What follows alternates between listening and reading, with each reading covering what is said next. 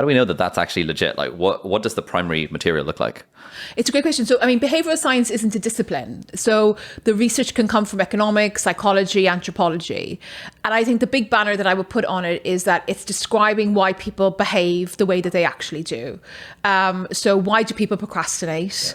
What's the reason that people work more productively together as teams? These are questions that behavioral scientists will look at. I think the big fascination with behavioral scientists is causality. So if you were to think about the COVID vaccine, a lot of the debates about it are, did we really have enough time to put it through field trials in the same way that other medicines have actually gone through these RCTs? And that's what behavioral science tries to mimic in the real world. So psychologists will do lab experiments with students. So if you look at the behavioral science literature, a lot of the kind of early ideas would be from bringing students into the lab. It's not scary like in the 70s, I promise. So, really easy stuff. And looking to see whether or not we can change their behavior with a particular insight. And then somebody like me brings those insights into companies, into policy, and asks, is the stuff that's coming out of the students in the lab actually replicating in companies? And a lot of times it doesn't, I would be very honest with you, because obviously when we have students in the lab, we have them for a very short period of time. When I'm working with workers, I want to know, did the change I make work in the moment, 1 week later, 1 month later, 12 months later? And because of that, methods are really important. So if someone is listening and wants to pivot towards a career in behavioral science, data science is absolutely your friend in this regard. And then I think at the top level, we look at macro trends. So at the moment, I'm building an index with Citibank that's going to look to see whether or not we can actually predict profit and loss based on the culture that organizations actually have. And again, what we're really going to have an eye on is that useful for institutional investors so we can change their behavior, and can we change customer behavior? So there's kind of two things that I would want the listeners to kind of take away. One is about explaining behavior, whether it's at the lab level, individual level out in the real world, or the macro level. And secondly, it's really, can we talk about causal effects? So are we sure that the change that we made, or are we sure that the analysis that we've run is really talking about a direct effect? Okay. Yeah, I thought the way that you handled some of these in the book was really like often you see a, I don't know, lifehacker.com article about, there's a study that shows that if you wear red, that then you'll perform better in this thing. Oh, amazing. So you should start wearing red. And the way you describe this in the book, it's like, well, actually, it's fairly correlation-y and not very causation-y, but hey, maybe there's something there. Who knows? The evidence isn't quite there, but maybe consider wearing red. And I thought, I kind of chuckled when I was listening to that, because I was like, that's a very nice way of describing the uncertainty that we often have in this sort of research. I am the worst person to actually get to write a magazine article, because I tend to kind of go, well, yes, the evidence says this, but maybe it mightn't work for you. But I think that's honest, because the populations that are studied by behavioral scientists, including me, might be different from you. So there's two companies I'm working with at the moment down in Canary Wharf. They're right across the road from each other. And one experiment worked incredibly well in one company, and it didn't work at all actually in the other company. We got zero, like a flat line, zero effect. And that's because context matters. And both of those companies have very different contexts, very different populations. They have their own subcultures and they have their own pressures.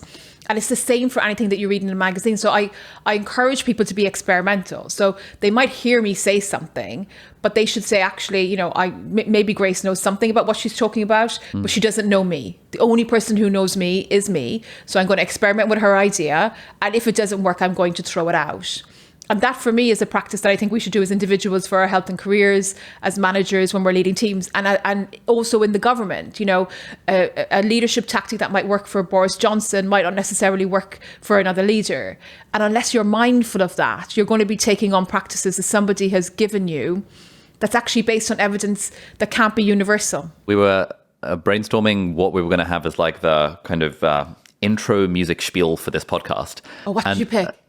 We haven't quite figured it out yet, but like one thing that I was I wanted to say at the end of the intro is, introduce the guest, explain what their credentials are and what we talk about in the episode, and something to the effect of, sit back, grab a cup of tea, and remember to take everything you hear with a sprinkle of salt.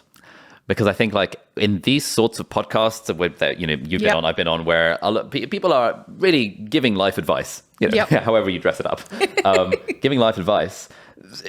We can only really speak to either our own personal experiences or, in your case, evidence from fairly like not soft skill type stuff that is very hard to like, directly measure, Yep. like a blood test increasing. It's Yep. like more hard science, and this is more soft science. The context matters so much. And I think one thing I want everyone to try and be mindful of is that like no one has the guidebook for how to live life.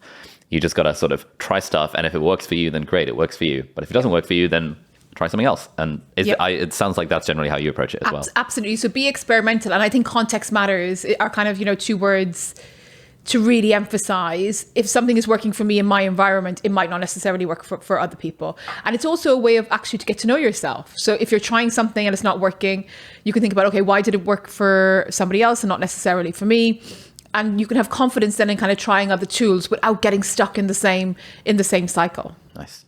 Coming back to the question of goals, one thing, another thing that I've been mulling over for several years now is this balance between being satisfied with where we're at in life versus versus striving for more, having like a think big kind of goal. Yeah. How do you think about that balance? I think strivers don't like the process. So I think if you found the activities that you enjoy doing on a day-to-day basis and they're filling you up and they're pointing you in a direction towards a particular goal, then you're happy doing the process. So the type of striving and the type of impatience melts away, perhaps not fully, because maybe you're more impatient and you want to get there quicker than you're going at the moment. But I think people who really suffer from striving are people who have a vision of a me plus that actually is a bit distorted from the reality. And they're doing lots of activities now that they don't particularly enjoy, that they're not particularly finding useful. So again, I think it's kind of taking a step back and saying, why am I feeling so frustrated with my day-to-day? Do I need to rebalance and start doing some activities that I actually enjoy, that I can really see the clear line of purpose to, in order to make myself feel better now? And again, once you're moving forward and once you're walking, I think that's good enough for most people. Okay. Yeah, I think like there's a lot of evidence, as you know, about how experiencing progress, and I think you talk about how to like make your progress more salient. Experiencing that sense of progress really is like extremely, like fundamentally satisfying. And so I guess sometimes if I think, I guess the standard straw man would be like, oh, well, if you just play video games all day, then it's fun, but it's not like meaningful. And I think it's not meaningful because it's not really progressing you forward in a way that adds value to the world. Is that fair to say? Or to yourself. So, some people who I meet, their values are really about making money, which doesn't bother me.